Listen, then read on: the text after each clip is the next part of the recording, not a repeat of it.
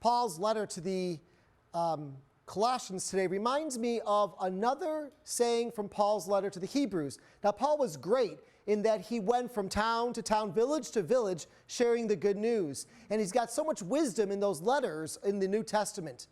But in Paul's letter to the Hebrews, he says, don't ever neglect hospitality to strangers, for you unknowingly might be entertaining angels. Did you ever hear that from Paul's letter to the Hebrews? I like that reminder from St. Paul to the Hebrews because we hear about hospitality both in the first reading and in the gospel, in the first reading.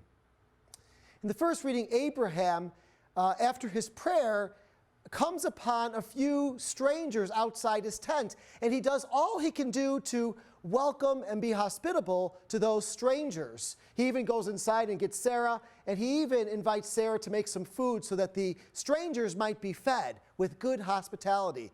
Well, little did he know that those strangers would bless him, Abraham, and Sarah, and say to them before leaving, you're going to have a son.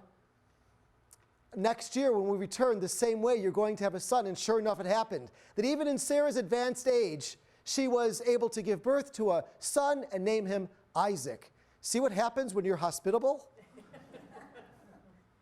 Now, the gospel, we also hear about hospitality. Martha was very much anxious and preoccupied about hospitality. She gave herself generously to hospitality. And she was really hospitable to Jesus, very much so when he came into town. And she also very much was complaining about it as well, wasn't she? She complained to Jesus, how could this be that I'm doing all the work? My sister Mary isn't doing anything.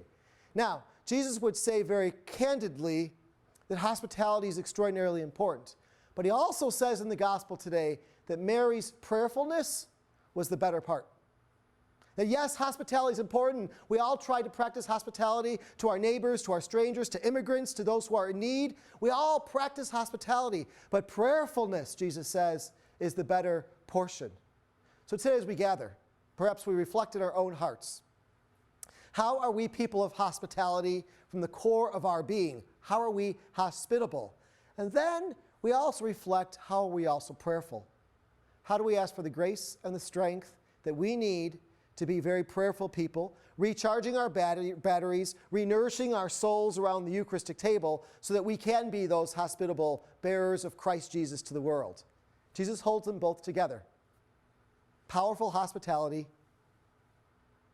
and also making sure we're prayerful people. Can we practice that this week?